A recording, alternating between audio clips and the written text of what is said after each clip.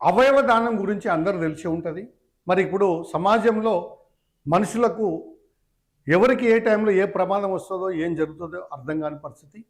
మరి ప్రమాదాలు జరిగినప్పుడు కావచ్చు, యాక్సిడెంట్లు అయినప్పుడు కావచ్చు, కొంతమంది మరి కోమాలకు పోయేటువంటి పరిస్థితి, బ్రెయిన్ డెడ్ అయ్యేటువంటి పరిస్థితి, వాళ్ళు బ్రతకరని తెలిసినప్పుడు చాలామంది కూడా అవయవ దానం చేసేటువంటి మరి రాసుకుంటారు.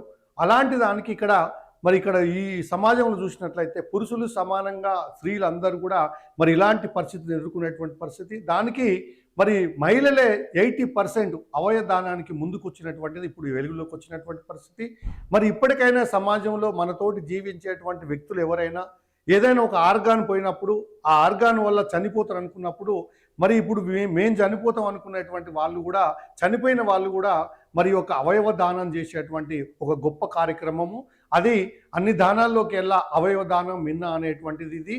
మరి మనుషులకు ఇచ్చేటువంటిది ఒక ప్రాణాన్ని నిలబెట్టేటువంటి ఏ ఆర్గాన్ అయినా కావచ్చు, కన్ను కావచ్చు, గుండె కావచ్చు, ఊపిరితిత్తులు కావచ్చు, మూత్రపిండాలు కావచ్చు, మన శరీరంలో ఉన్నటువంటి ఏ అవయవం అయినా కూడా మరి ఇతరులకు ఉపయోగపడుతుంది. మనం ఎట్లాగో చనిపోతాం కదా, మనం చనిపోతూ ఇంకొకరికి ప్రాణాన్ని ఇవ్వచ్చు అనేటువంటి మరి గొప్ప కార్యక్రమం అది.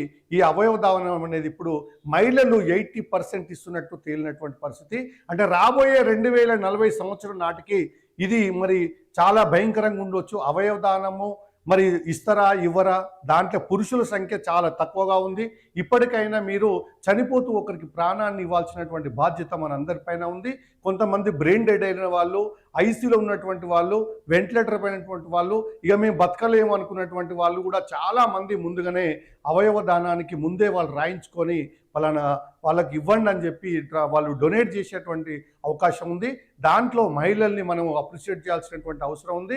వాళ్ళు 80% పైగా ఉన్నటువంటి మహిళలే ఇప్పుడు ఈ అవయవ దానంలో ముందున్నారు. కాబట్టి వాళ్ళకు సమానంగా పురుషులు కూడా మనం తోటి వాళ్లకు మన ఒక ఆర్గాన్ పోతూ వాళ్ళకి ఇస్తే మరి వాళ్ళు కూడా ప్రాణంతో కొంతకాలం బతికేటువంటి అవకాశం ఉంటుంది. కాబట్టి దీన్ని ఆదర్శంగా తీసుకొని, మహిళల్ని ఆదర్శంగా తీసుకొని పురుషులు కూడా వాళ్ళకి సమానంగా మరి సమాజం ఉన్నటువంటి ఎవరికైతే అవయవదానం అవసరం ఉందో వాళ్లకు రక్తదానం లాగానే అవయవదానం కూడా చేయాలని కోరుకుంటున్నాం.